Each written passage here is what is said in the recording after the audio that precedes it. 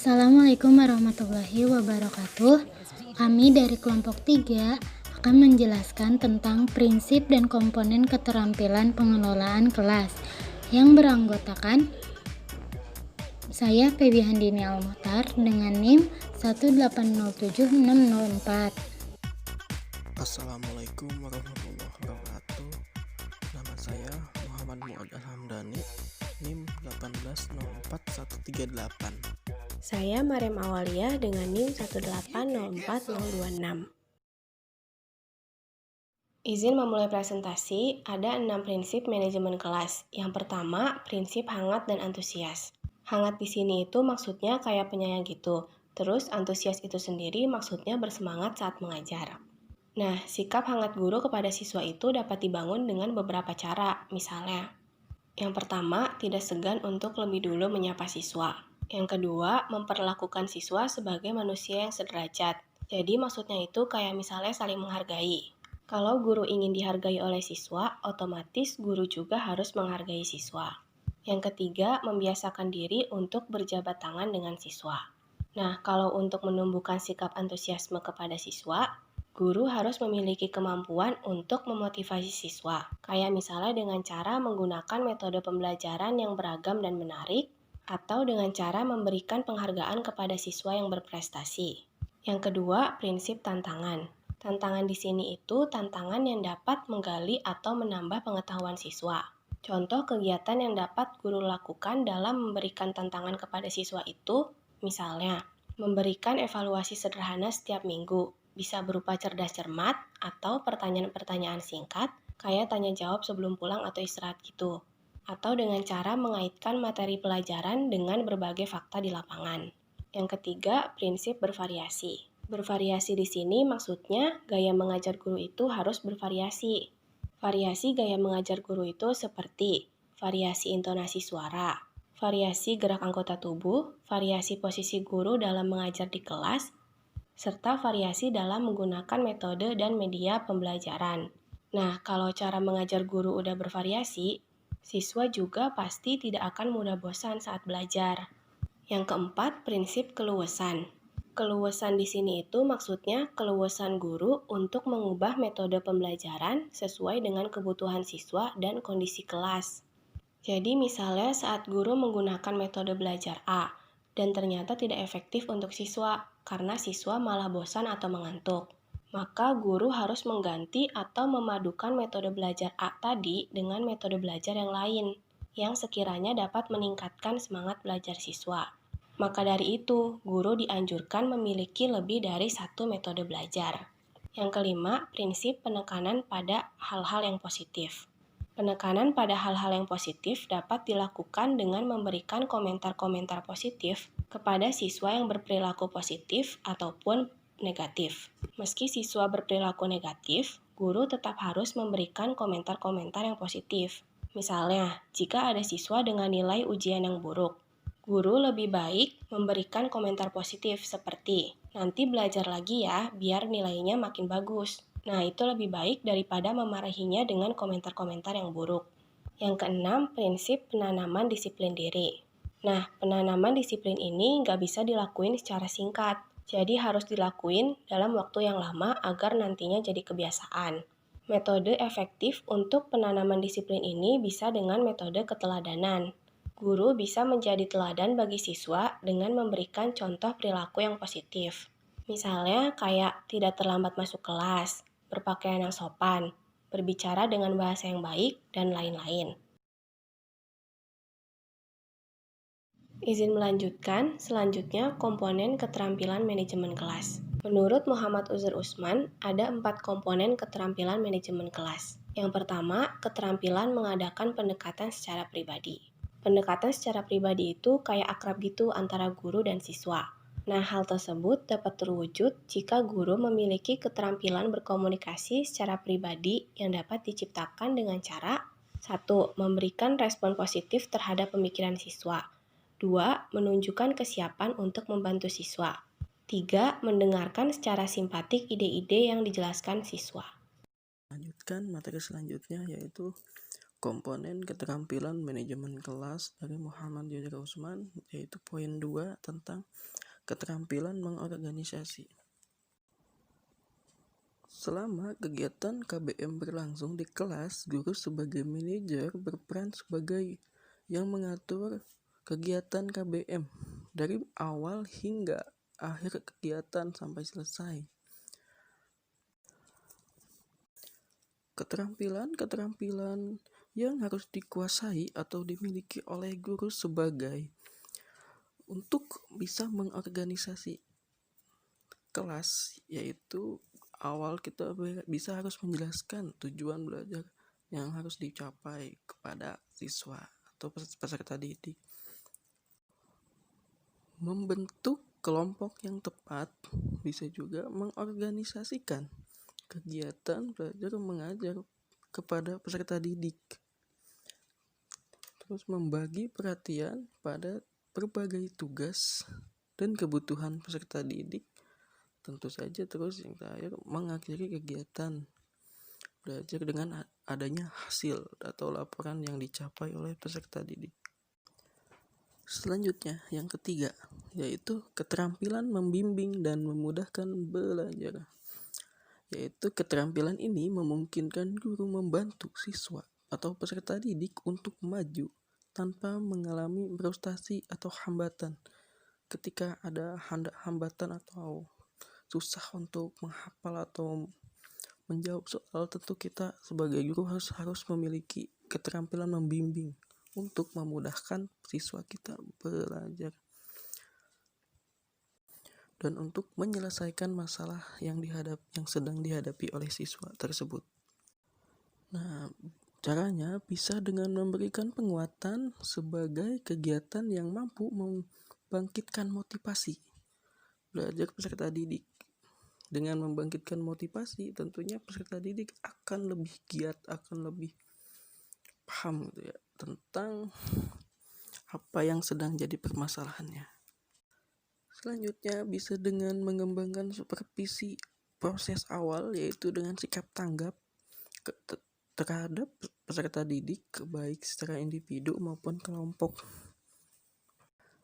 untuk mengetahui apakah segala sesuatu berjalan dengan lancar atau sebaliknya. Kemudian bisa dengan mengadakan supervisi proses lanjutan, yaitu dengan memusatkan perhatian pada penekanan dan pemberian bantuan ketika kegiatan KBM berlangsung.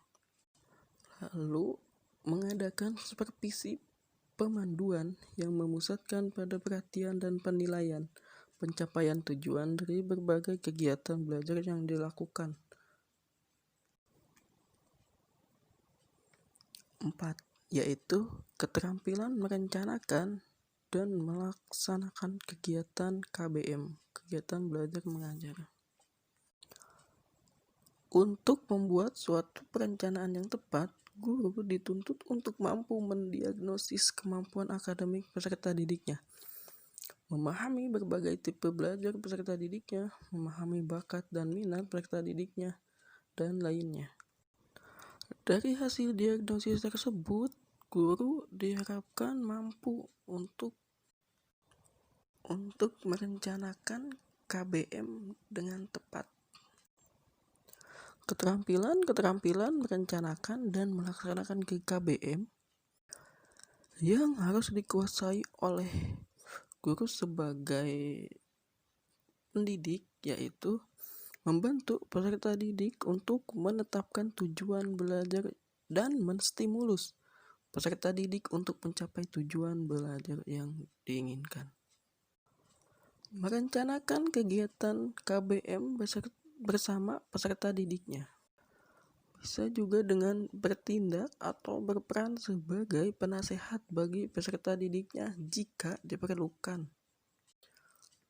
Membantu peserta didik menilai pencapaian dan kemajuannya masing-masing.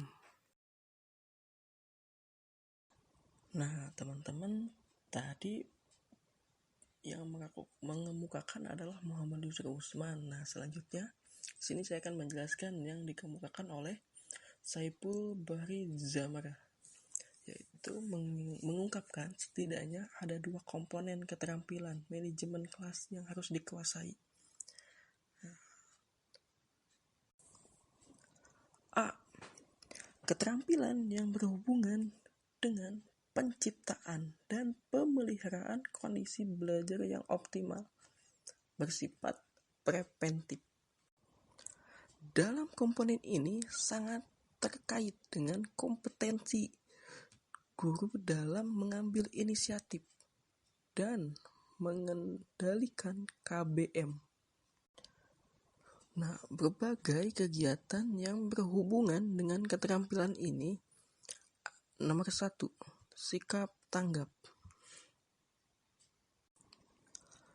Komponen ini ditunjukkan oleh perilaku seorang guru, yaitu bahwa guru itu hadir di kelas bersama dengan peserta didiknya atau tidak. Guru juga harus mengetahui kegiatan peserta didiknya, apakah memperhatikan atau tidak. Apakah tahu apa yang mereka kerjakan atau tidak. Mereka itu di sini peserta didik ya. Nah, di sini seolah-olah mata guru itu ada di belakang kepala, sehingga guru dapat menegurnya ketika sedang menulis di papan tulis. Di situ ketika ada anak yang di belakang ngobrol, walaupun guru sedang menulis di papan tulis, itu kelihatan, ketahuan. Sikap tanggap ini bisa dilakukan oleh guru dengan berbagai macam cara, yaitu salah satunya memandang secara seksama, yaitu dengan memandang semua peserta didik yang ada di dalam kelas. Kemudian dengan mendekati, guru mendekati kelompok kecil dan individu di dalam suatu kelas. Nah, mendekati ini harus dilakukan dengan wajar ya, bukan dengan menakut-nakuti. Masa kita sebagai pendidik menakut-nakuti siswa kita, kan gak lucu gitu ya. Selanjutnya adanya memberi pernyataan. Nah, di sini tidak boleh untuk mengomentari yang mengandung ancaman ya. Misal kita memberikan pernyataan kepada siswa-siswi kita, "Bapak tunggu sampai kalian semua diam ya." Atau juga bisa, "Siapa yang tidak senang dengan pelajaran Bapak, silahkan meninggalkan kelas." Nah, itu suatu pernyataan yang tidak tepat ya, kurang tepat ya. Jangan sampai kita sebagai calon pendidik nantinya menjadi guru yang profesional mengucapkan ucapan seperti itu. Selanjutnya, memberi tanggapan ketika adanya gangguan. Kondisi kelas tentunya tidak akan selamanya tenang. Kita tahulah bagaimana kita kecil dulu, waktu SD dulu, tentu suasana kelas tidak bisa tenang untuk selamanya gitu. Jadi mungkin hari ini kita tenang, terus besoknya enggak, mungkin jam segini kita tenang, terus jam selanjutnya bahkan kita bisa mengacak-ngacak kelas gitu. Nah, di sini pendidik atau guru harus bisa mengetahui atau menyadarilah hal ini gitu. Di sini kita sebagai guru harus ngasih itu teguran atau apa untuk mendiamkan, untuk menenangkan siswa-siswa kita. Tentu ketika memberikan teguran harus dalam waktu yang tepat dan juga sasarannya yang tepat gitu, sehingga dapat mencegah meluasnya penyimpangan perilaku peserta didik. Nomor 2, membagi perhatian. Manajemen kelas yang efektif terjadi jika pendidik mampu membagi perhatiannya kepada siswa dalam kegiatan berlangsung dalam waktu yang sama. Pendidik dapat membagi perhatian dengan hal-hal berikut ini. Bisa dengan visual, bisa juga dengan verbal. Nah, ketika visual, pendidik juga dapat mengubah pandangannya kemana pun itu yang ada di sekitar kelas ya. Misal di sudut ini terus pindah ke sudut itu. Untuk memperhatikan kegiatan. Tentunya tanpa kehilangan perhatian untuk yang sebelumnya itu. Kehilangan perhatian pada kegiatan sebelumnya yang pertama itu. Kemudian yang verbal yaitu pendidik memberikan penjelasan, pertanyaan, dan sebagainya terhadap aktivitas peserta didik yang di awal, sementara ia pendidik memimpin dan terlibat supervisi pada aktivitas peserta didik lainnya. Nomor 3, pemusatan perhatian peserta didik. Kita sebagai guru dapat mengambil inisiatif dan mempertahankan perhatian peserta didik dan memberitahu. Bisa dengan tanda-tanda atau apa gitu.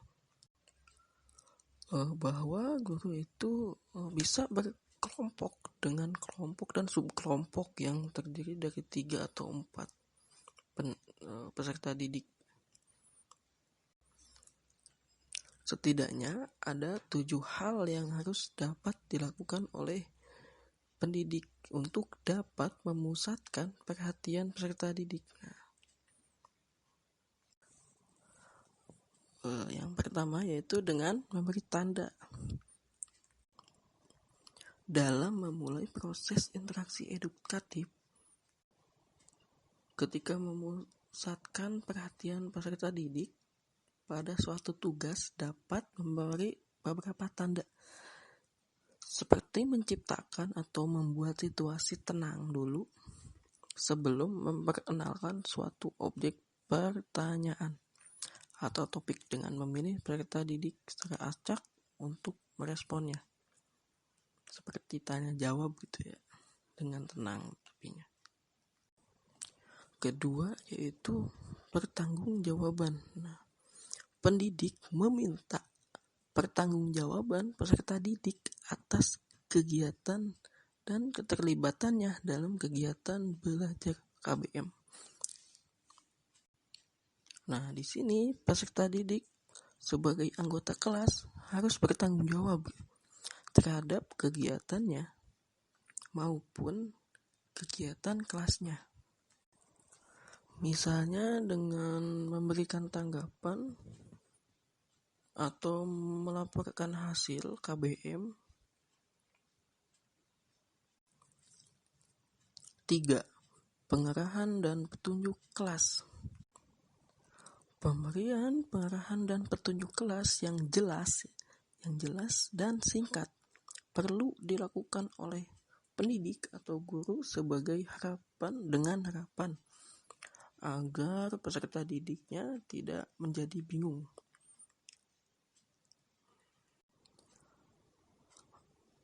Kemudian yang keempat yaitu penghentian.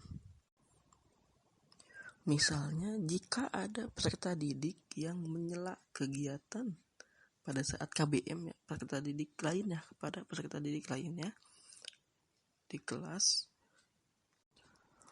guru secara verbal dapat menghentikan gangguan peserta didik tersebut dengan menghentikan KBM.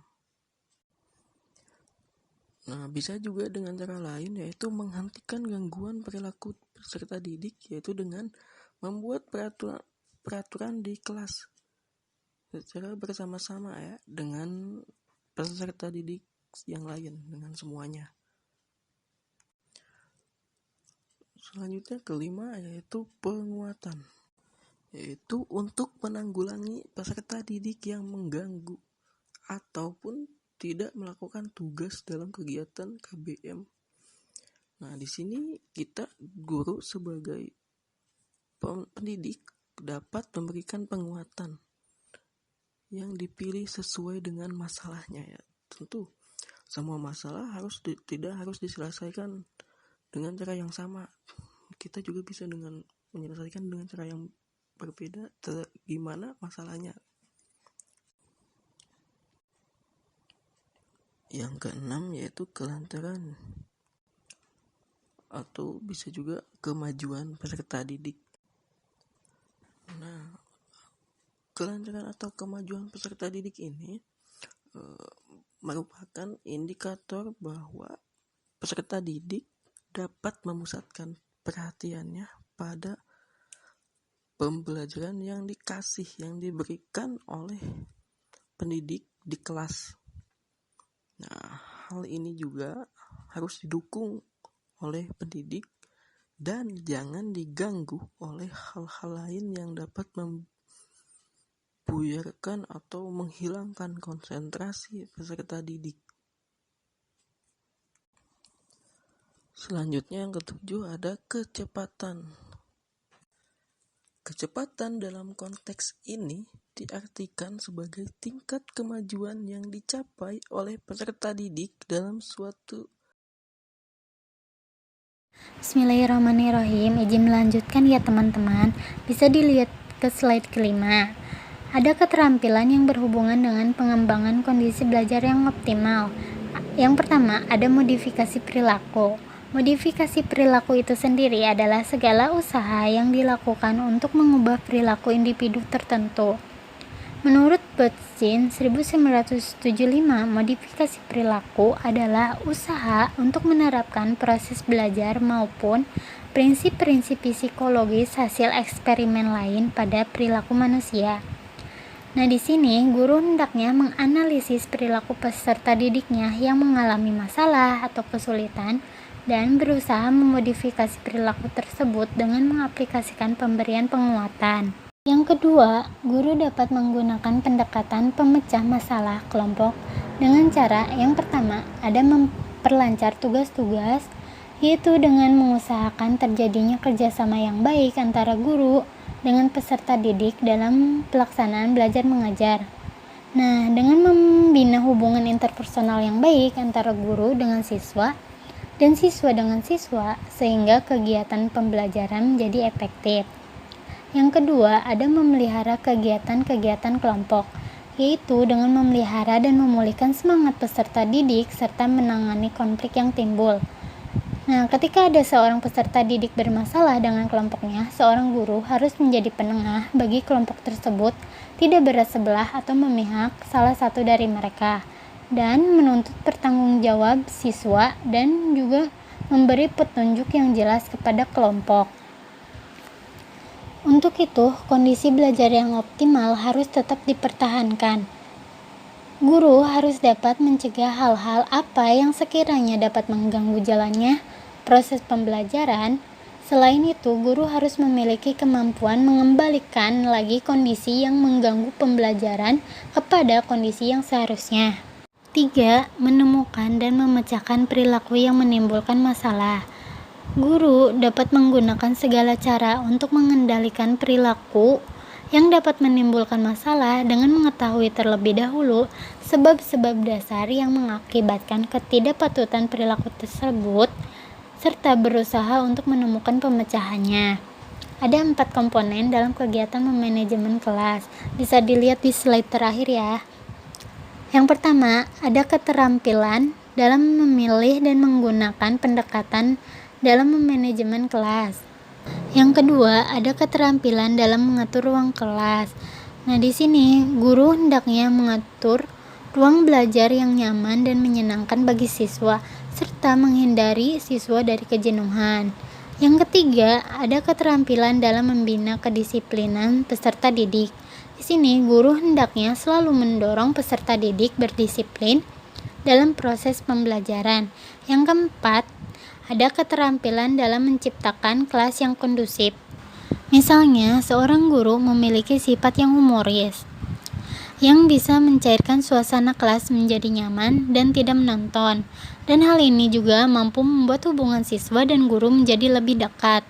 Untuk itu, semakin murid merasa dekat dengan gurunya, maka akan lebih mudah bagi murid tersebut untuk memahami apa yang diajarkan guru kepadanya. Oleh karena itu, guru harus mempunyai keempat komponen keterampilan tersebut jika ingin menjadi seorang manajemen kelas yang baik.